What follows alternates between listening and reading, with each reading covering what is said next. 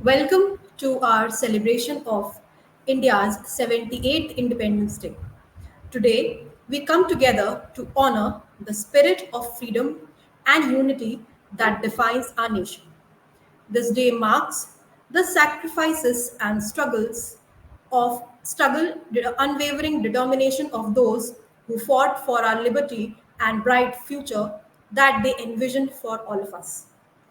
ये इवेंट सिर्फ एक समारोह नहीं है, ये हमारे देश की आज़ादी की कहानी को याद करने के लिए और उससे नई पीढ़ी तक पहुंचाने का एक अवसर है। हमें गर्व है कि हमारे साथ एक विशिष्ट पैनल जुड़ा हुआ है जो हमें बताएगा कि कैसे हम अपनी पहचान को और मजबूत बना सकते हैं और इस देश को एक एकता, प्रगति और समृद्धि की ओर ले जा सकते हैं। आज जो अतिथि हमारे बीच में हैं, उनसे हम ये समझने का प्रयास करेंगे कि आज़ादी का असली मतलब क्या होता है, क्या है और हम इतनी ज़्यादा स्ट्रगल के बाद जिस आज़ादी को हमने पाया है, क्या हम उस आज़ादी को वर्थ समझते हैं या उस आज़ादी को उस हद तक अपने नेशन को, अपने देश को प्रोग्रेसिव तक पहुंचाने का दम रखते हैं। इस सब पे चर्चा करने के लिए हमारे साथ एक विशिष्ट पैनल है जो हमारे साथ इस बात पे चर्चा करेगा। Let's begin today's event with a renowned sense of patriotism and commitment to building a nation that truly embodies the values of freedom, equality, unity for all. Let's invite our first panelist, Dr. Prafulla Ranjan. Dr. Prafulla Ranjan, Managing Director and CEO of Haryana State Cooperative Apex Bank Limited, is a seasoned professional with a PhD in management and extensive expertise in banking, academia, and strategic leadership. Welcome, sir. Welcome to the event. So, we can't hear you. Please unmute yourself. Okay. Hi, Aruna. Yeah, Nice to hi, sir. be How are you? nice to be here. Nice to be here. Thank you so much for joining us. आपने अपने कीमती time निकाला हमारे event पे discussion करने के लिए, आने के लिए, उसके लिए आपका बहुत बहुत शुक्रिया। Thank you, and I am also honored you have called me. Thank you so much, sir. Let's invite our second panelist, Dr. Gauri Shankar Shetty.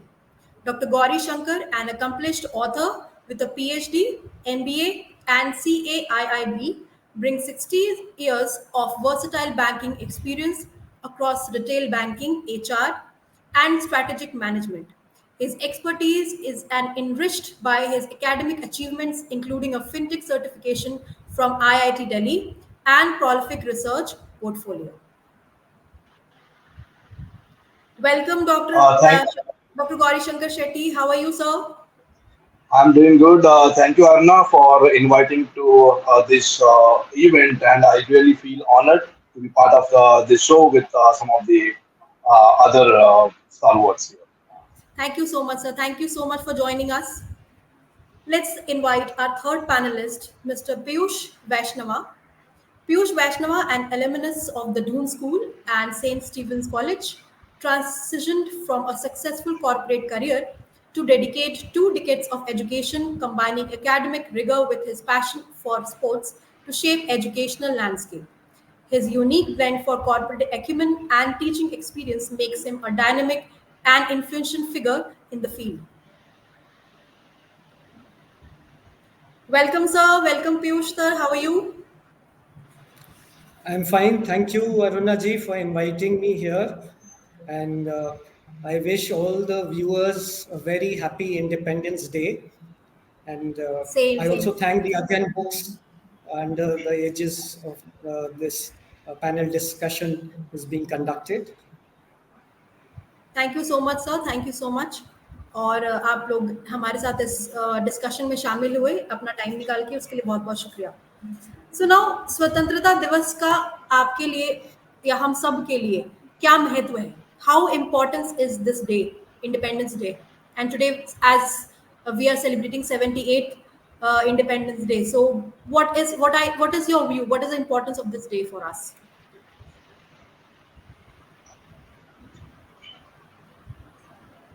Yes doctor Gauri Shankar, ये सवाल मेरा आपसे है. Yeah. So what is the importance of this day for us? Sir, this day is very special to each and every citizen of this country, and this is a day where we show our gratitude and we remember the great freedom fighters who had shed their blood for this country and given us freedom of this great nation, and we all are cherishing the fruits of that, and that's what it is as a matter of pride and proud both for each and every citizen of this country to celebrate this day. So on this occasion, I also wish all the viewers of the show a very happy Independence Day, along with my co-speakers and the host of the show as well. Okay sir, मैं आप सभी से ये request करूंगी कि हमारे ज़्यादातर जो ऑडियंस है वो हिंदी भाषी है, तो हम इसको, और आज क्योंकि इंडिपेंडेंस डे है, सेलिब्रेशन भी कर रहे हैं हम, तो हम इस पूरी चर्चा को एक हिंदी भाषा में करें तो ज़्यादा सही रहेगा. जरूर. Thank you for your cooperation. तो हमारे देश के लिए स्वतंत्रता पाना 200 साल अंग्रेज़ों के साथ हमने स्ट्रगल किया. हमारे अंग्रेज़ों ने हमें इतना ज़्यादा स्ट्रेस दिया और इतना ज़्यादा हमको एक्सप्लॉइट किया. उसके बाद, इतने स्ट्रगल के बाद जब हमने आज़ादी पाई, तो क्या हम उस आज़ादी को निभा पा रहे हैं अभी तक? क्या is it worth it, you know, to celebrate this day today after 78 years of independence? Is it worth it? क्या हम अपनी जो एक्सपेक्टेशन है, जो इस नेशन की एक्सपेक्टेशन है, जिन्होंने हमें आज़ादी दिलवाई, क्या हम उनको पूरा कर पा रहे हैं? Doctor Prafulla Ranjan, this question is from you. Yes Aruna, बहुत अच्छा सवाल तुमने पूछा. मैं तो एक सिंपल सा तुम्हें एग्जांपल दूंगा. हमारा satellite programme now in world, हमारा मतलब टॉप 3 में हमारा नाम है. तो हमें याद होगा कि पहला सैटेलाइट काफी, you might have seen the photographs, cycle पे लेके हो गए थे पहला सैटेलाइट, और उन्होंने उनको लॉन्च किया था. उस जगह से आज हम लोग एक साथ 100+ सैटेलाइट लॉन्च करते हैं, सिर्फ अपना नहीं, कई देशों का. तो ये तो एक हो गया स्पेस में. बाकी मैं बैंकिंग सेक्टर से हूँ. बैंकिंग में देखो, नाउ यूपीआई जो है हमारा नया solution across the world. Now as of now 44 countries ने यूपीआई को माना है और वहाँ ऑलरेडी उसके ट्रांजेक्शन शुरू हो गए हैं. तो टेक्नोलॉजी फील्ड में, and we are the highest exporter of mobile last financial year. कहाँ हमारे पास मोबाइल नहीं था, तो हम लोग कहाँ से कहाँ आ गए हैं technology wise. And not only technology, हमारा कल्चर, हमारा ये पूरे वर्ल्ड में जो हमारा कल्चर है, धीरे धीरे उनको ये समझ में आ रहा है कि फैमिली बॉन्डिंग और हमारा जो रिलीजन, वो एवरीथिंग इज, लोग उसका लोहा मान रहे हैं. तो हमारे जो इतिहास है, पुराना इतिहास, जो एक समय हम इंडिया को गोल्डन बर्ड के नाम से जाना जाता था, और उसी तरफ हम लोग आगे बढ़ रहे हैं. And the things are improving. So अभी इंडिया, भारत जो है वर्ल्ड का 5वां लार्जेस्ट इकोनॉमी है, एंड ऑलमोस्ट हम लोग 4th होने वाले हैं. $5 बिलियन डॉलर की इकोनॉमी हो. तो इतना ग्रोथ हुआ है इन सालों में कि वर्ल्ड अब भारत का लोहा मान रहा है, और फ्यूचर काफी ब्राइट है, क्योंकि काफी नए नए इनिशिएटिव्स आ रहे हैं. सबसे इम्पोर्टेंट है, which I appreciate, is our infrastructure. See the infrastructure, our roads, our ports, our airports, our railway stations, they have gone a sea change. So Yes. certainly we have progressed a lot, and still things are happening, and future is very bright for all of us. Right, definitely sir. हमने काफ़ी ज़्यादा progress किया है. उस level तक आने के बाद आज 78 ईयर्स हो गए हमें, और हमारा एजुकेशन सिस्टम, मेडिकल सिस्टम और इंफ्रास्ट्रक्चर, जैसा कि आपने मेंशन किया, ट्रांसपोर्टेशन, ये सारी चीज़ें काफ़ी ज़्यादा इम्प्रूव हुई हैं, जो उस समय में बिल्कुल भी नहीं थी, और हम ये कभी सोच भी नहीं सकते थे कि हम इस हद तक प्रोग्रेस कर पाएंगे. So absolutely worth it, and it's a long way to go. अभी हमें आगे बहुत अच्छा करना है. So now next my question is from Piyush. Piyush ji, आप थोड़ा सा हमें ये इस चीज़ पे थोड़ा सा हम चर्चा करेंगे कि क्या हमारे स्वतंत्रता संग्राम के टाइम पे महिलाओं का भी भूमिका था, और था तो कितना था? Aruna ji, the women played a very crucial role in the freedom struggle. महिलाओं ने भी काफी पार्टिसिपेट करा. उस टाइम सोशल कंडीशंस उतनी कंड्यूसिव नहीं थी. The role of women was mainly confined to the homes. Right, आज जैसी अपॉर्चुनिटीज वुमेन के लिए हैं उस राइट, टाइम नहीं थी, राइट, क्योंकि हमारा सोशल स्ट्रक्चर ऐसा था. राइट, पर फिर भी काफ़ी सारी विमेन ने पार्टिसिपेट करा नेशनल मूवमेंट में. यदि हम देखें नॉन कॉपरेशन मूवमेंट से स्वदेशी बॉयकॉट मूवमेंट, उसके बाद civil disobedience movement, quit India movement, सभी जगह विमेन पार्टिसिपेशन था. और काफ़ी विमेन लीडर्स थी जिन्होंने स्वतंत्रता संग्राम में पार्टिसिपेट करा. रानी लक्ष्मीबाई से लेके उसके बाद एनी बेसेंट थी, सरोजिनी नायडू जिन्होंने क्विट इंडिया मूवमेंट में पार्टिसिपेट करा. फिर वो कांग्रेस की पहली लेडी प्रेसिडेंट भी बनी. So women played their role, and there were many other among the common masses also. We see they came out of their homes, and whichever way which could be possible at that particular time, they did come out and contribute. या दे So their contributed lot. contribution in no way is less. Absolutely sir. और आज भी हम अपने देश में देख रहे हैं कि महिलाओं का उतना ही योगदान है. कोई भी फील्ड हो, चाहे वो स्पोर्ट्स हो, चाहे वो साइंस हो, चाहे वो मेडिकल फील्ड हो, चाहे वो एजुकेशन फील्ड हो, आज भी हमारी महिलाएं उतनी ही कोशिश कर रही हैं. तो आज के समय में हमारे देश में जो हमारी टेक्नोलॉजी है, डॉक्टर गौरी शंकर, क्या हम इस टेक्नोलॉजी को और एनहांस कर सकते हैं, या हमारा पोटेंशियल जितना अभी हम कर पा रहे हैं उतना ही है? देखिए, जब पोटेंशियल की बात आती है तो हमारे देश में इसकी कोई कमी नहीं है, because we are world's leading IT exporter.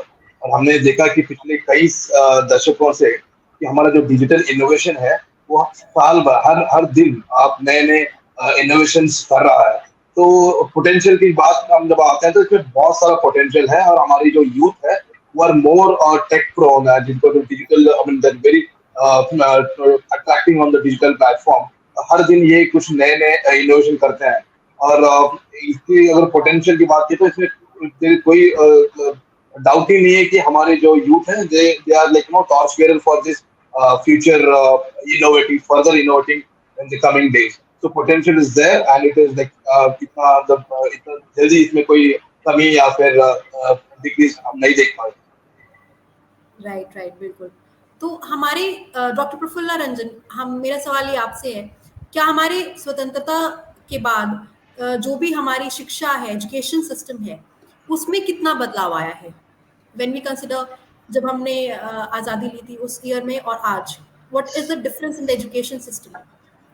What difference can you find? Yeah, see, इसमें there's a sea change in the approach.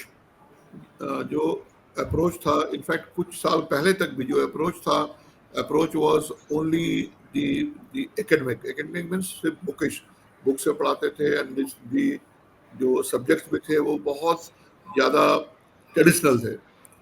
तो जैसे मैं मैनेजमेंट फील्ड से हूँ, तो जब हमने किया MBA way back in 87-88, we had only 3 options: finance, marketing and HR. Now we have so many. Fintech hai, AI hai, there's so many things. There's a sea of, so we are evolving, number one. Number two, the most important thing which I see जो भी changes आया है, which is on a skill. See, मैंने एक report देखी थी, विप्रो के chairman was saying he has got 45,000 vacancy, but उनके पास स्किल्ड लोग नहीं है मार्केट में. है मतलब काफी लोग हैं मार्केट में, but for that job competency नहीं है, which is the skill one. So अभी जो है SCDC जो स्किल डेवलपमेंट कॉर्पोरेशन जो NCDC जो बनाया, national NSDC, National Skill Development Corporation. They have got 42 courses which are aligned to the market. So ये जो change आया है from the traditional to the modern one, which is you should be ready with the job. It means आप पढ़ के निकले and you should be ready to work. तो ये काफी changes आया. अब see, there's a, in fact, I was talking to the Education Secretary, Andhra Pradesh. What they have done, they have aligned the institute with the industry, like where drones are being made. So जो बच्चे यहाँ पे BTech कर रहे हैं उनको वहाँ drone के फैक्ट्री में ले जाते हैं, ड्रोन बनाना सिखाते हैं, and on the job means there is a 6 month training at the place where drones are being made. So see how things have changed. Now it is not the classroom teaching. They are going to the spot where they will be working, and they learn, and they are doing beautiful in drone. In fact, the use of drone is beautiful in Andhra Pradesh because it is going for the top level. So things are evolving, and this style of teaching also has changed. For me, I am a banker. Again, I will give you the example. I was the director of Symbiosis University in Indore, being the director of DFSI course. What I did, I made a replica of a bank branch inside the campus of the university, and whatever the teaching was there in the classroom, we used to teach in the bank branch. Means right from the first day, the person comes out of the MBA or BBA, he can work in the bank branch. So see the sea change in the style of teaching and the approach. And day in day out, we are getting new syllabus, new things. In fact, for the syllabus also, we spent 6 months sitting with the industry people and creating the syllabus for MBA, BFSI, and BBA, BFSI. So this is what is required now: industry and academic collaboration, which is happening still in some places. The approach is not there, but things are improving, and we have come a long way in our education system. After the implementation of the policy, national education policy, काफ़ी Yes. ज़्यादा बदलाव school system में भी आया है. School system के programmes में, curriculum में भी काफ़ी चीज़ें चेंज हुई है. And after the implementation we will see a huge difference in the education system of course. Yeah, a lot of rightly you said, national education policy is a sea change in the approach. See, you can enter and come out at any time. 1 year, 2 year, 3 year, 4 year. After 4 years, you can do a PhD, graduation of 4 years. Earlier it was 3+2. So those things plus after 1 year, you can come out and again you can start after a break. Those things are really nice for a working professional. He can come out and again go back to the academic and get his degree. So those things have really plus the you can take any subject. Now it is not there that science means only science. You can take any subject and read. That's a beautiful way of teaching. So you can learn Yes, whatever you want. It's excellent one. absolutely. So how the young people have contributed to the country to grow? Piyush, आप ये सवाल मेरा आपसे है कि जो youth है, young लोग हैं, उन्होंने कितना कंट्रीब्यूशन दिया है आज़ादी से लेके अब तक इस कंट्री को ग्रो करने में? What's your views? Youth has again contributed a lot. If we see from the time of the freedom struggle, it was the youth who took up the lead, and then from there on they have taken charge, and their contribution has been immense. If we see from the national movement, the young leaders, Bhagat Singh or Subhash Chandra Bose, they were all very young. Nehru started under Gandhi, so they were very young, and they were the ones who took the lead and then took the nation towards the freedom. And post freedom, again, it was the youth again who, the ones who got the opportunities earlier on, they became the leaders. When our institutes of eminence were established, like after independence, when some of the renowned educational institutions like IITs, IIMs were established, So it was the people who went there first. They took the lead. Of course, the opportunities were few there at that time what they exist now, but it is Right. it is the youth which is responsible for the development of the country, because at the age they can put in their best. Right. And I see immense contribution coming from in today's time also. It is the young leaders, the young entrepreneurs who are coming up, the new startups we have are all being, started by young people, and they are giving job opportunities to a lot of people. So job creation is there, and youth have contributed, they are contributing, and in future they will continue to contribute, and they hold the key to the country's success. Right. Right. Right. Of course. Piyush, I will add here, we have got a demographic dividend, we call it. More than Correct. 60% of the population is youth. They have to take the lead, and in fact, they are coming up. So we are lucky enough that our demography is in our favor. See, Japan, they have a Japan. lot of issues. Yes. They don't have a young population to work. So, so they are saying produce more child, but we at least have that that Yes, we have a benefit. sizable So young that one is population. demographic dividend. We are really lucky to have that. Yeah, we have maximum youth population, and Yes. we are truly having a potential, to grow our country. And definitely, the youth is contributing a lot.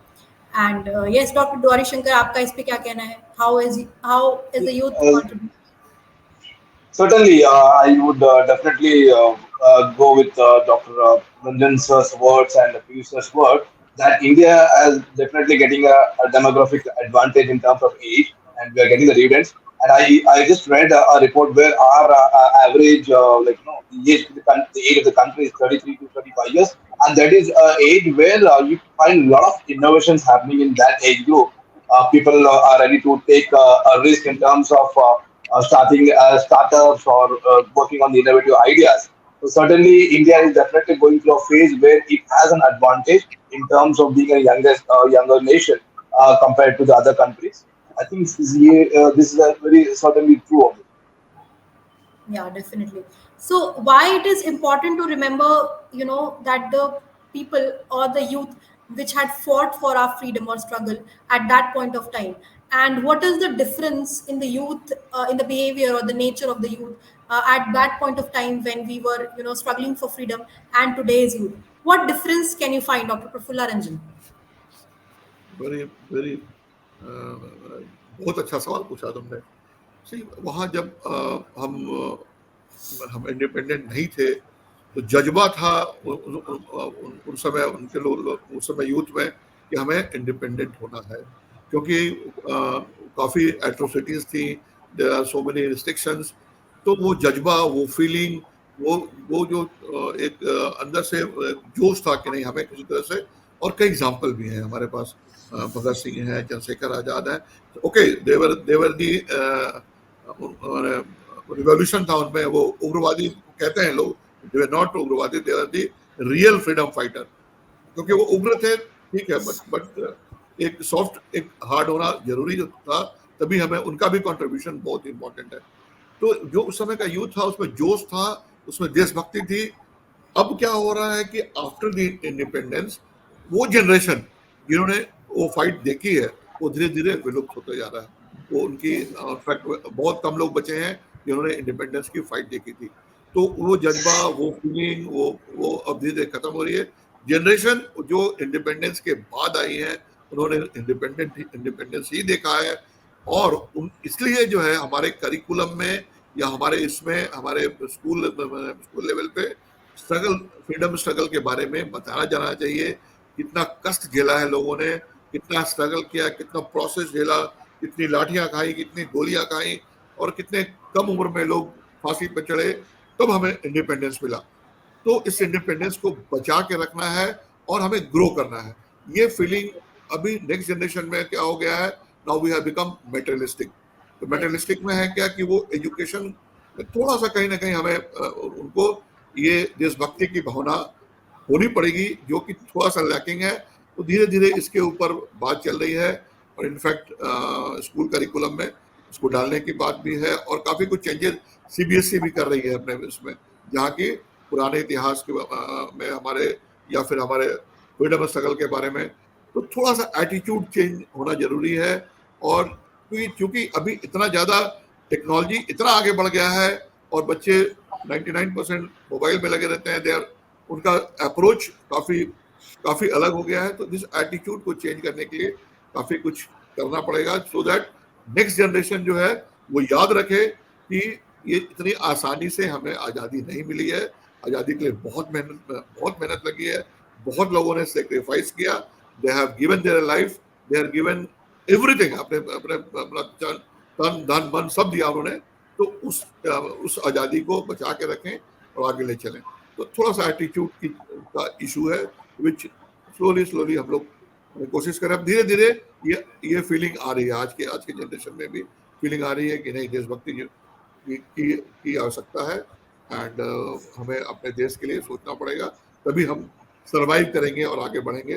तो धीरे धीरे लोगों में ये feeling कि हाँ, world में हम कहाँ आ चुके, अब पूरा विश्व एक विलेज हो गया है, we are connected to everybody in the world.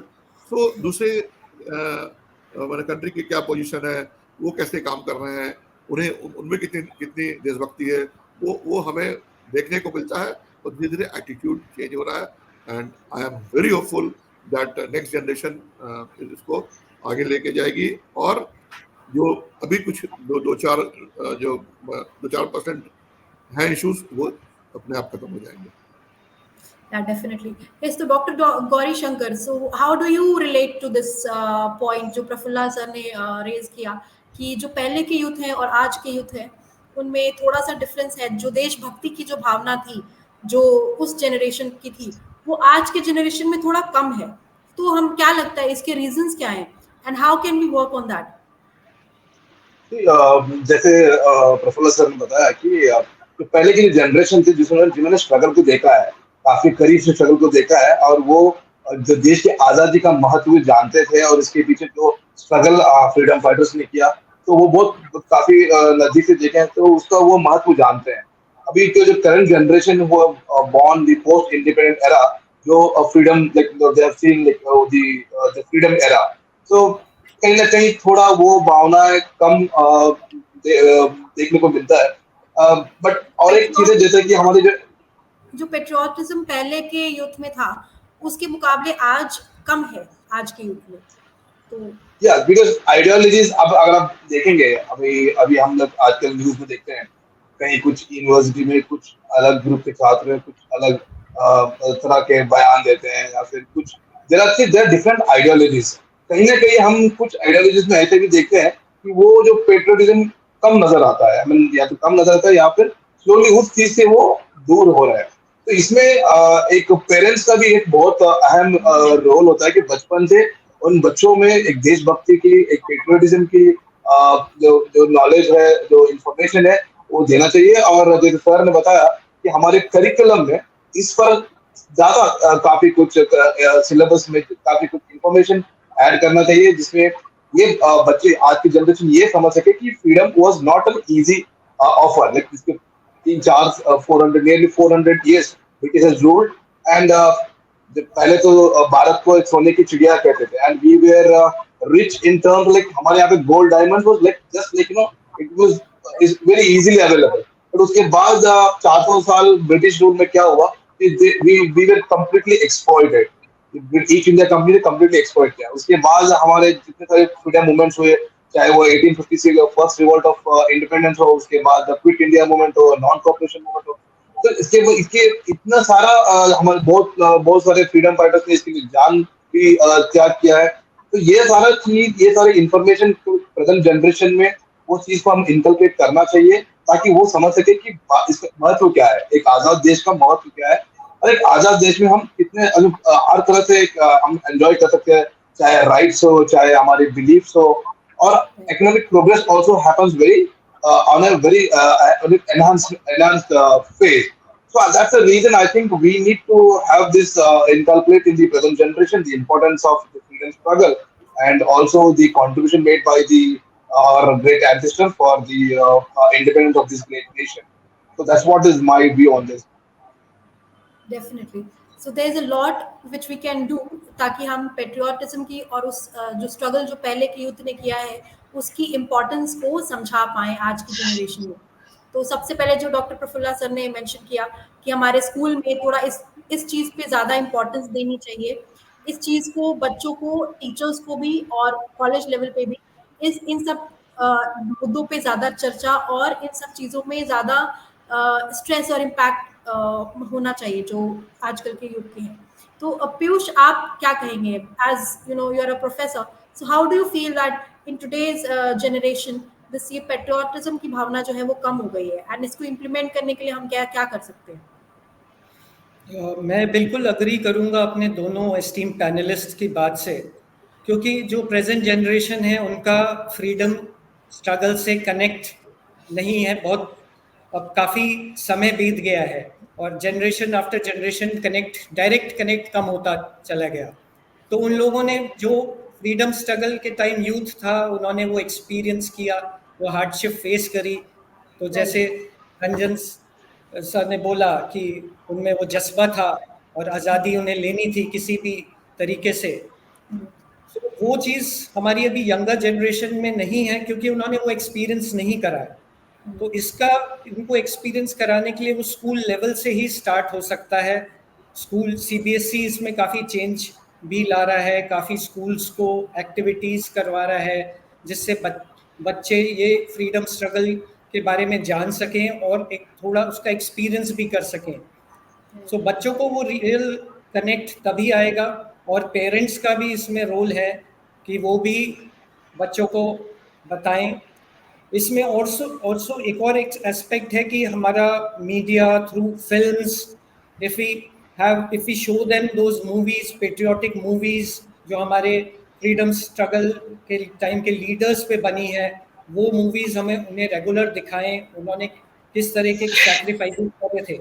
आजकल के बहुत से बच्चों को बस उन्होंने नाम सुना है और वो स्कूल के जो फंक्शन होते हैं 15 अगस्त 26 जनवरी उसमें आके बस ड्रेस करके आते हैं और पेरेंट्स भी उन्हें बस ड्रेस करवा के स्कूल भेज देते हैं, but they don't know behind that who those people were and what they did for the nation, what Right. sacrifices were made.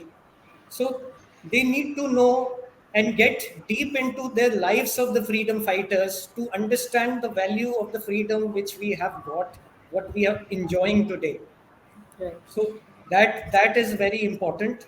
I feel that would make a difference in today's youth because they have got things very easy and they have not seen the struggle which they of course there are different kind of challenges which they face today, but patriotism is one thing which is less ingrained in them. Right right definitely sir. Doctor Prafulla sir, जैसा पीयूष जी ने ये मुद्दा उठाया है कि media का जो role है वो बहुत ज़्यादा ज़रूरी है इस चीज़ को और प्रमोट करने के लिए। जो हमारे फ्रीडम स्ट्रगल और जो चीज़ें हमारे यूथ ने फेस करी पहले, उस चीज़ पे ज़्यादा स्ट्रेस देने के लिए, उसकी इम्पोर्टेंस समझाने के लिए मीडिया का बहुत ज़्यादा अहम रोल है। क्या कहते हैं आप इस पर? मैं तो ये मानता हूँ कि मीडिया ही ओपिनियन बनाती है, ओपिनियन बिगाड़ती है। तो मीडिया को बहुत बहुत संतुलित काम करना होगा अपने मैसेज देने में। समटाइम्स मीडिया में कुछ ऐसे न्यूज़ आ जाते हैं जो कि नहीं आने चाहिए, और मीडिया को ये अपनी सोशल रिस्पॉन्सिबिलिटी समझनी चाहिए। खासकर मैं इलेक्ट्रॉनिक मीडिया की बात कर रहा हूँ, जहाँ पे मास पब्लिक उनको वॉच करती है। एंड हम लोग थोड़ा अपने आप को बहुत ज़्यादा तो नहीं, थोड़े जागृत लोग हैं। हमें पता है कि कुछ सही भी हो सकता है, कुछ हम लोग तार्किक उसमें लगाते हैं। जो लोग ग्राउंड लेवल पे हैं, जो गांव में हैं, वो उनको ये समझ में आता है कि जो टीवी पे दिख रहा है वो सही है, वो 100% सही है, जबकि ऐसा होता नहीं है। तो जो भी न्यूज़ दिखाएं आज के दिन का या पुराना भी, उसका भी डिस्टॉर्शन होता है, ऐसा नहीं है। और मैंने तो कई हिस्टोरियन को पढ़ा है, they have distorted the history. अपने हिसाब से उन लोगों ने हिस्ट्री को डिस्टॉर्ट कर दिया और वो ऐसा पेश किया कि दोज पीपल वेयर विलेंस। मैंने तो कई हिस्टोरियन को पढ़ा है कि वो हमारे फ्रीडम फाइटर्स को उग्रवादी कहते हैं, which is a very bad word to use. They are not, terrorist. They are freedom fighter. उनके चलते ही हम आज यहाँ बैठे हैं और आज हम इस कंडीशन में। तो media has to play a very very critical role and balance करके चले, ऐसा कुछ ना दिखाए कि हमारे अगला जनरेशन पे नेगेटिव इम्पैक्ट हो और उनकी सोच पे ऐसा गलत असर हो कि वो गलत काम करें। तो media has very very important role and उनको फ्यूचर के लिए सोच के ही काम करना चाहिए कि हम जो दिखा रहे हैं उसका क्या इम्पैक्ट होगा। इम्पैक्ट एनालिसिस पहले करना चाहिए, उसके बाद किसी भी न्यूज को आगे बढ़ाना चाहिए, जस्ट लाइक दैट। और इशू ये है कि भी हमारे पास इतना चैनल्स है, यूट्यूब है, फेसबुक है, तो you can not see the authenticity. What is the authenticity of the news? Same news you will get after 5 years, which has happened 5 years back. Now they will be showing this has happened and now it is happening, which is a very very bad way of projecting things. उससे क्या होता है कि बहुत गलत ये message जाता है डाउन द लेवल और फिर हिंसा फैलती है और इश्यूज होता है। तो इसको बहुत बैलेंस करना होगा, मीडिया को अपनी रिस्पॉन्सिबिलिटी निभानी होगी, which is a social one. It is not only commercial, they have got social responsibility also. I think that's what is important. Yes sir. तो डॉक्टर गौरी जी, क्या आप क्या कहना चाहेंगे इस बात पे कि मीडिया कितनी अहम भूमिका आ रहा है इंडिपेंडेंस डे, इंडिपेंडेंस और इस फ्रीडम को, स्ट्रगल को इम्पैक्ट करने के लिए कितना मीडिया का अहम रोल है? क्या मीडिया जो हमारा यूथ है उसको गुमराह कर रहा है या उस चीज़ को जो हमारी इम्पोर्टेंस है फ्रीडम को, उसको बहुत ज़्यादा प्रमोट कर रहा है? क्या कहना चाहेंगे आप इसको? हम सब जानते हैं कि हम मीडिया को बहुत महत्व देते हैं और मीडिया को लोकतंत्र का चौथा स्तंभ भी माना जाता है, the fourth pillar of democracy. So when we say the fourth pillar of democracy, we treat media almost like a equivalent with the judiciary, executive and legislative. तो जब हम ये जब इतना महत्व हम देते हैं मीडिया को, तो मीडिया का भी एक जो रोल है वो बहुत रेस्पॉन्सिबल और बैलेंस्ड रहना चाहिए। बट अनफॉर्चुनेटली मैं रंजन सर से बहुत सहमत हूँ कि आजकल के जो मीडिया में थोड़ा कहीं ना कहीं हम वो देखने को मिलता है कि ये more towards TRP and more towards commercialisation दिखता है एंड रेस्पॉन्सिबिलिटी कहीं ना कहीं थोड़ा कम नजर आ रहा है। बट अगर आप प्री इंडिपेंडेंस एरा की जब बात करते हैं, media played a very important role because उस टाइम पे we didn't have much electronic media, नहीं टीवी, तो बहुत कुछ अपना प्रिंट मीडिया पे डिपेंडेंट था। एंड जो कुछ भी मूवमेंट हो जाए, फ्रीडम की जितने भी सारे मूवमेंट्स थे, सारा जो भी अवेयरनेस जो क्रिएट होता था amount youth was done through a print media and they played a very important role and the role was very clear, honest, ethical, value based।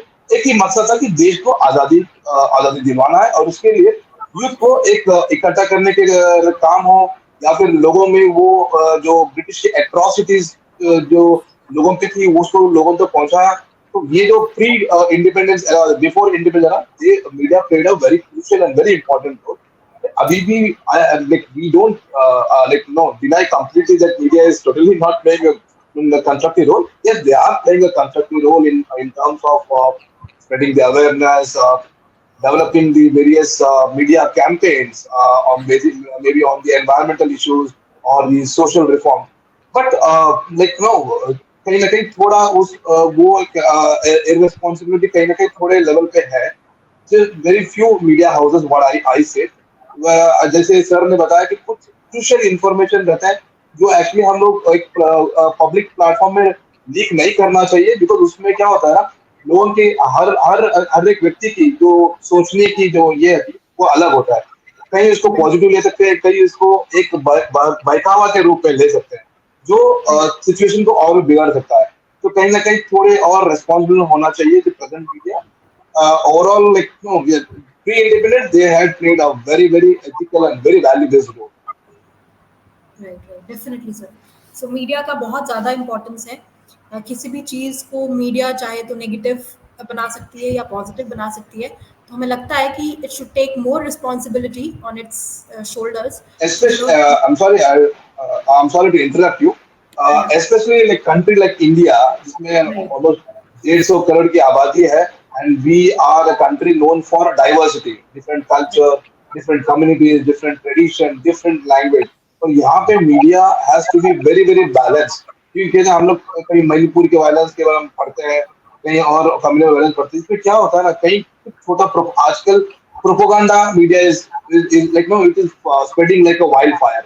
कहीं कुछ किसी ने कुछ पोस्ट कर दिया without a substantiated facts and without a proper research, you post some information which is immediately, which will like no, it will trigger the communal violences. So that's the reason like no, अभी the present media में वो responsibility and balanced reporting should happen, especially in country like India. Right, definitely sir, definitely. So हमारे इस चर्चा के दौरान हो सकता है जो भी यूथ हैं वो इस चीज़ को देखेंगे और इससे ये चीज़ बहुत ज़्यादा अच्छे तरीके से सीखेंगे कि जो भी मीडिया, इलेक्ट्रॉनिक हो, प्रिंट मीडिया हो, सोशल मीडिया हो, what ever it is, if it is promoting something which is wrong, जो कि हमारे देश के हित में नहीं है, उस चीज़ को उतना ध्यान नहीं देना है और उससे हटना है, ऑथेंटिसिटी के ऊपर ज़्यादा जाना है और जो ऑथेंटिक चीज़ें हैं उस पर ज़्यादा भरोसा करना है, ना कि जो नेगेटिव प्रोपेगेंडा जो अक्सर कोई भी मीडिया हाउस फैलाता है उस पर ध्यान नहीं देना चाहिए। Now my question is from Piyush. Piyush, हमें क्या लगता है कि कल्चरल डिफरेंसेस क्या आए हैं तब के टाइम में जब हमें आज़ादी मिली थी 1947 में, और आज कल्चर कितना बदला है, हमारा भारत की संस्कृति कितनी बदली है, क्या लगता है आपको? कोर हमारा जो कल्चर है वो तो है ही, पर समय के साथ काफ़ी चेंजेस भी आए हैं और स्पेशली ये चेंजेस आए हैं with the opening of the economy in 1991 when doctor Manmohan Singh open the economy, और उस टाइम काफ़ी हमारे पास कंपनीज बाहर की MNCs आई और उस टाइम बहुत मीडिया चैनल्स भी बढ़े, तो एक फॉरेन इन्फ्लुएंस यहाँ पे काफ़ी बढ़ी। But again you see, I would not say everything is negative. It has, some things have happened in a positive way, and as Dr. Praful Ranjan said, that world is now like a global village. All countries are interconnected. So you see, the cultural influence of the West has come, has also influenced us, and many things have changed since then. We are more open now. Literacy has increased, which was barely less than 20%, I think 17-18% during the first census when it happened, and today it is more than 75%. So literacy के साथ लोगों का cultural change भी आता है, उनकी समझ ज़्यादा बेहतर है जो पहले के मुताबिक। तो इस तरह से अगर देखें तो पर हमने अपना जो कोर कल्चर है, जो हमारा पुरानी चीज़ें हैं, जो पुरानी हिस्ट्री है, वो भी रिटेन करा है। ऐसा नहीं है कि हम उसे भूल गए हैं। वो सारे पूरा जो फेस्टिवल्स हैं, जो डाइवर्सिटी है, जो डिफरेंट लैंग्वेजेस यहाँ पे बोली जाती हैं, तो उसको भी सरकार ने बढ़ावा दिया है। English and Hindi being the main languages, but now this government is also going for regional language also, like in most of the states regional language is also compulsory in schools. So that way, so that regional languages and culture is also preserved. Definitely. So cultural differences, Prafulla sir, क्या लगता है आपको कि बहुत ज़्यादा आए हैं या? I've got a different take here. Piyush ji, मैं कुछ अलग डायमेंशन में बात करूंगा। कल्चर जब हम लोग छोटे थे, हम लोग मतलब maybe I am 57 years old, culture means हमारा लाइफस्टाइल वाइज टोटली डिफरेंट। हम क्या खेलते थे? हम कंचे खेलते थे, हम गिल्ली डंडा खेलते थे, हम पतंग उड़ाते थे। हमारे बच्चे क्या करते हैं? मोबाइल पे खेलते हैं, पतंग उड़ाते हैं और मोबाइल पे गेम खेलते हैं। See the culture, nobody is going out. धूप पे उनको आधे घंटे खड़े कर दो, वो बेहोश हो जाएंगे। और हम गर्मी की छुट्टियों में घर पे होते नहीं थे, या तो कंचे खेलते होते थे, या पतंग उड़ाते होते थे, या गिल्ली डंडा खेलते थे, या क्रिकेट भी खेलते थे। लेकिन see the culture, physical activity which is most important. हमारा जो इशू है, हमारे जो हेल्थ का इश्यूज है, these are the issues because we have come a long way. Nobody wants to come out of the AC से बाहर हमारे बच्चे जाना नहीं चाहते। एक ये डायमेंशन। दूसरा डायमेंशन देखिए, पहले जो है हमारे फैमिली में, जो फैमिली बैकग्राउंड हम लोग का होता था, हमारे फैमिली में हमारे चाचा के बच्चे, मौसा के बच्चे, सब लोग गर्मी छुट्टी में एक जगह आके we used to spend together. आज अपने भाई बहन, we can't share the room, we can't share the washroom. क्या कल्चरल चेंज है। 50 लोग 2 कमरे के घर में महीनों रहते थे और काफी एंजॉय करते थे। See the bonding in your family. And कहाँ आ गए हम अभी आज के कल्चर में? तो अगर 2 दिन के लिए भी कोई आपका गेस्ट आ गया तो आपके बच्चे, अरे what is this, it has come for such a long way. So this culture has to retain. ये बॉन्डिंग इसी में होती है कि आपकी फैमिली बॉन्डिंग हो, आपका लाइफ स्टाइल कैसा है। तो हमारे लाइफ स्टाइल में जो चेंज आता है विच इज इम्पैक्टिंग, बिकॉज हमारा जो है immunity is a big problem. हम लोग बात करते हैं इसकी इम्यूनिटी की। पहले कहाँ था इम्यूनिटी? गर्मी में जाओ, ठंड में जाओ, कपड़े हो नहीं हो, एसी हो नहीं हो, देयर नो इश्यूज। तो दिस जो कल्चरल शॉक है, इसको हम लोगों को थोड़ा रिटेन करना पड़ेगा। Number 2, our old traditional, our folk dances, where they have gone. Nobody is interested in folk dances, folk music. इतना बढ़िया folk music होता था पहले।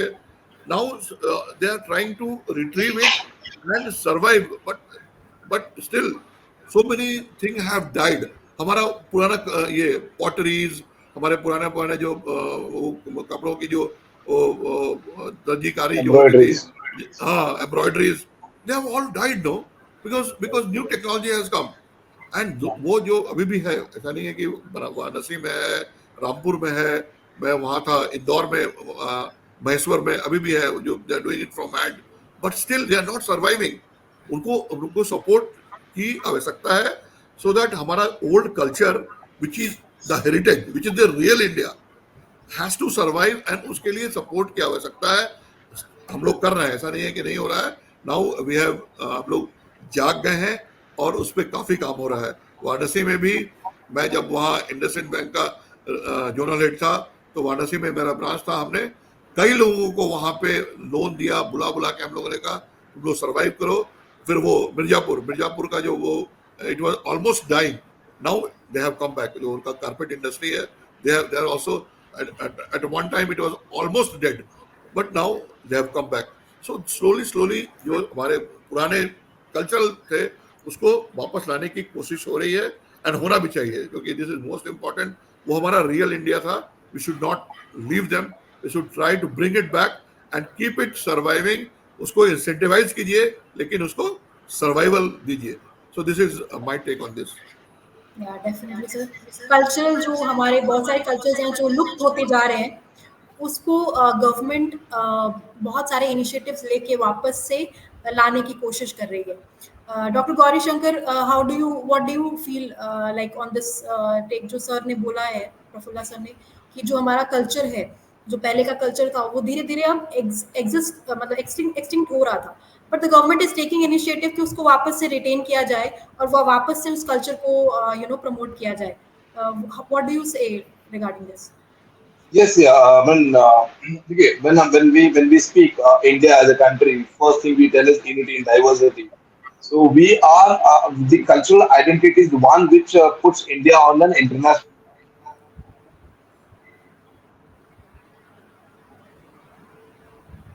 I think we have lost. Yes. Dr. Gauri Shankar, actually, there's some network issue from your end, I guess. Yeah, hello? No, sure. We lost him. You carry on. Okay. Yeah. Okay. जैसे हम भारत को एक international map पे अगर देखते हैं, इसका reason यही है कि सब एक कल्चरल आइडेंटिटी के तौर पे देखते हैं, and we have a different culture, different traditions, different communities, but still we all live in a very harmonious way. And ये हमारे अभी in like this is Vaishnav ji ने बता रहे थे कि with the 1992 globalization reform, we opened the doors to the like Now you can international continue. I investment. think he has got some issue. Can you hear me? Yeah, yeah, sir. We can hear you, but there is some network glitches from your end, I guess. But you can carry on. We can hear you. So yes, government like of late we thought that there is slightly deviating from our the cultural roots, and we are more imbibing and like adopting the Westernization culture or the European culture. So now like, what of late the country has like the government has done is तो फिर से उसको एक उस पर एक to revive दी चाहे हमारे आर्टिसंस हो या फिर हमारे जो ट्रेडिशनल पोट्री हो या फिर वीवर हो so they are trying to revive that in terms of offering the incentives and offering the different schemes to promote them and to revive this industry. So कहीं ना कहीं काफी सारे योजनाएं सरकार ने भी बना रहे हैं, they are rolling out. Like we have seen since service from banking sector, we have seen in the priority sector lending, we have given like 1% like towards the subsidy towards weavers for promoting the weaving industry, the traditional हाथ मग्गा होता है ना, तो उसको promote करने के लिए. And likewise, we have seen the pottery, like the tradition potters को फिर से वो जो pottery के लिए बढ़ावा देने के लिए they have given a concession in terms of reviving the pottery industry.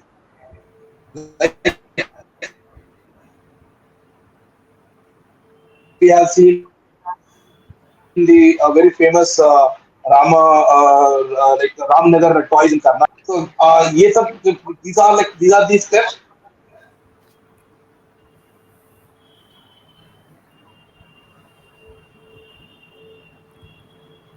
I guess actually there's some network issue, I guess. Yes, sir. So, Dr. Prafulla, sir, my question is from you. Like, what do you hope to see in our country's future? Culture को और ये जो implementation जो नई policy आई है उससे कितना हम इम्प्रोवाइज कर सकते हैं अपने देश को आगे बढ़ाने के लिए. See, we have come a long way. हम काफी आगे आ चुके हैं और सिर्फ टेक्नोलॉजी पे ध्यान नहीं है. अब टेक्नोलॉजी के अलावा हम अपने ट्रेडिशन के ऊपर भी, तो technology with the focus on tradition हम काम कर रहे हैं. एक जो इम्पोर्टेंट इशू मैं जो यहाँ बोलना चाहूँगा, जो बहुत अच्छा इनिशिएटिव है, which is one district one product. It's a very good initiative by the government because every district. I'm really surprised because मैंने यूपी में काम किया है, because the यूपी मैंने travel किया है, तो I really appreciate UP. Every district has got some unique product. Like आप चलिए मुरादाबाद में पीतल है, उसके आगे आप जाइए अलीगढ़ में ताला है. ऐसे एवरी डिस्ट्रिक्ट कहीं पे आपको लोहे की कढ़ाई बनती है. एवरी डिस्ट्रिक्ट में कुछ ना कुछ तो है. मिर्जापुर आप देख रहे हैं, बनारस देख रहे हैं, Allahabad, something unique product which is they are promoting for that district. So ये एक बड़ा अच्छा इनिशिएटिव है कि वन डिस्ट्रिक्ट वन प्रोडक्ट, उस पर फोकस करके वो डिस्ट्रिक्ट आगे बढ़ सकता है. Regarding culture, you asked, of course the old culture, the पुराने जो हमारे कारीगर थे, उनको सामने ला के, उनको सब्सिडी दे के, उनके प्रोडक्ट को, हाँ, see I will talk about, see now I am in a cooperative bank. See cooperatives are doing a lot in this field, because हमारा काम ही है गांव में जाके कॉपरेटिव्स फॉर्म करना और उनको आगे बढ़ाना. सो क्या कर रहे हैं, अभी एक multi state cooperative promotion council बना है, जो कि उसका काम ही यही है कि अक्रॉस द कंट्री जितनी कोऑपरेटिव्स हैं, जो भी प्रोड्यूस कर रहे हैं, वो उसको प्रमोट करें अक्रॉस द वर्ल्ड एंड उनको कनेक्ट करें जहां पे उनका डिमांड है, which was not there earlier. So see how beautiful initiative for small cooperative. उनके पास ज्यादा रिसोर्सेज नहीं है, उनके पास अभी एक प्लेटफॉर्म है जहां पे वो अपना प्रोडक्ट डालें और product will be showcased by the promotion council. So इतना बढ़िया स्कीम आ गया है और मल्टी स्टेट कोऑपरेटिव सोसाइटीज का कल्चर आ गया है. They can have different branches across the state. So cooperative के थ्रू भी काफी आगे बढ़ रहा है. अब है कि now the culture in our our music, our dance, those things, the old one. Now slowly उस पे भी काफी काम हो रहा है और उसको भी डिफरेंट प्लेसेस पे शोकेस कर रहे हैं और उसकी भी अब रिकॉर्डिंग्स हो रही है, उसका भी प्रमोशन हो रहा है. नॉट ओनली हम लोग we are following the western culture, the modern dance, but the old also like our Kathakali, our Kathak, our Bharatanatyam, they are also being promoted and उनको भी वजूद मिल रहा है, अभी अप्रिशिएशन मिल रहा है and things are improving. So we are working with modern with traditional look and things are improving. Approach change हुआ है and I think it will really give a very good result in future and we will have a balanced growth. एक अंधी दौड़ में नहीं है हम लोग कि सिर्फ हम टेक्नोलॉजी में जाएं and we forget everything. हमारा जो glorious past है उसको भी कैरी करने की कोशिश हो रही है and I think in near future we will see a beautiful balanced growth with modern and traditional both. Definitely. So, any last message which you want to convey to the audience, especially the youth? Dr. Prafulla Ranjan, कोई एक last message जो आप convey करना चाहेंगे अपनी तरफ से? Yeah. See, we are talking on Independence Day. तो ये जो स्वतंत्रता है हमारे को बहुत आसानी से नहीं मिली है. सो हमारा जो नेक्स्ट जनरेशन है उनके लिए सिर्फ यही मेरी विनती है, मेरा रिक्वेस्ट है, मेरा आग्रह है, मेरा एडवाइस है कि इस इंडिपेंडेंस की कदर करें और देशभक्ति की भावना लाएं, कुछ ना कुछ देश के लिए करें. अब स्मॉल वे में ही कि देश हमारा आगे बढ़े. आप ये कोई जरूरी नहीं कि आप बहुत बड़ा काम करें, आप छोटे तरीके से ही देश को आगे बढ़ाने में, देश के प्रोग्रेस में अपना योगदान दें. और सबसे इम्पोर्टेंट है कि आप रिस्पेक्ट करें आपके जो लोग काम कर रहे हैं, महिलाओं की और लोगों का रिस्पेक्ट करें, अच्छा व्यवहार करें और आपके छोटे छोटे कंट्रीब्यूशन से ही देश आगे बढ़ेगा. और एक सच्चे नागरिक, one most important thing, we always talk about our constitutional rights. हमारे ड्यूटीज भी दिए गए हैं, तो एक बार ड्यूटीज पढ़ें और देखें कि वो ड्यूटीज क्या कहते हैं. कोशिश करें कि वो ड्यूटीज हम अपने जो कॉन्स्टिट्यूशनल राइट्स के साथ कॉन्स्टिट्यूशनल ड्यूटीज भी फॉलो करें. और मेरा एक और होगा आग्रह, कोऑपरेटिव की तरफ से हूँ, तो कोऑपरेटिव के 7 सिद्धांत हैं, सबका साथ, सबका विकास एंड कम्युनिटी ये डेवलपमेंट. ये 7 सिद्धांत हैं, उसको पढ़ें, फॉलो करें और देश के विकास में अपना योगदान करें. बिल्कुल sir.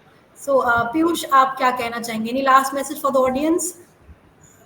I would also say that yes, we should on the eve of the Independence Day, we should remember the sacrifices made by the freedom fighters, and also to the youth, I would say that they should concentrate on developing their skills rather than just unnecessary going and accumulating degrees. So there is a skill gap, as one of the panelists has also mentioned. तो skill develop करें और aware citizen रहें और देश को कुछ देने की कोशिश करें.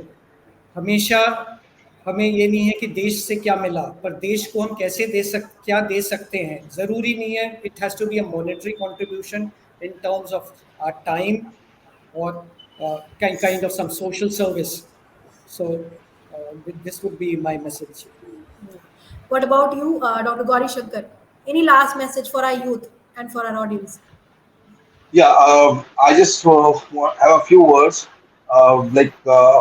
हम सब देश के आज़ादी के बारे में बात किया है, एजुकेशन के बारे में बात किया है, हेल्थ केयर के बारे में बात किया है, बट कहीं ना कहीं हम towards environment, I mean the responsibility towards environment should also be treated with an equal term, because हम देख रहे हैं कि due to the global warming and we have seen so many adverse climatic conditions happening.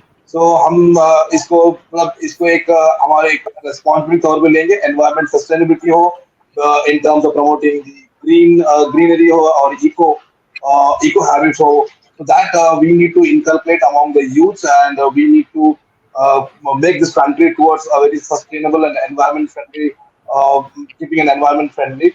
So that's what is my message for the youth of this country.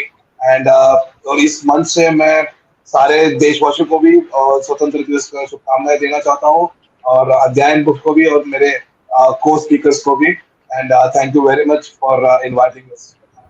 Thank you so much, sir. Thank you all of you. Aruna, आप लोग one Yeah, last, yeah, I sure, sir. to Sure, sure. conclude. See, मैं तो सिर्फ यही कहूंगा कि हमारे youth जो है अपने में इतनी काबिलियत पैदा करें, इतना नॉलेज, इतना स्किल डेवलप करें कि वो कहें। मैं आपको एक छोटा सा शायरी सुनाऊंगा टू क्लोज इट, कि उनके से आवाज आए कि इतना ऊंचा उड़ के इतराओ ना परिंदो, मैं औकात में आया तो सारा आसमान खरीद लूंगा। So this would be the capacity of our youth, and happy Independence Day. आपका साल अच्छा हो, आप स्वस्थ रहे। Thank you very much for giving this opportunity, Aruna. Happy independence day to all of you too. और हम ये आज़ादी अब सेलिब्रेट कर रहे हैं, और इतने साल हो गए हैं ज़्यादा आज़ादी को, बट उतना ही एंथुजियाज्म आज भी है हमारे में, और हम आशा करते हैं कि आने वाले सालों में भी उतना ही एंथुजियाज्म रहे। Thank you so much all of you. आप लोगों ने अपना इतना कीमती वक्त निकाला हमारे साथ डिस्कशन में ज्वाइन करने के लिए और अध्ययन बुक्स के साथ जुड़ने के लिए। Thank you so much. Thank you Aruna ji. Thank you. So आज हम अपने देश के इतिहास और आज़ादी के महत्व पर हमने गहरी चर्चा की। पैनलिस्ट ने हमें बताया कि कैसे आज़ादी के मूल्य को समझना है और उन्हें अपनी ज़िंदगी में कैसे उतारना है। हमारे बुजुर्गों की कुर्बानियाँ याद करते हुए हमें अपनी रिस्पॉन्सिबिलिटीज़ को निभाना और अपने देश के प्रति अपनी ड्यूटी को समझने की ज़रूरत है।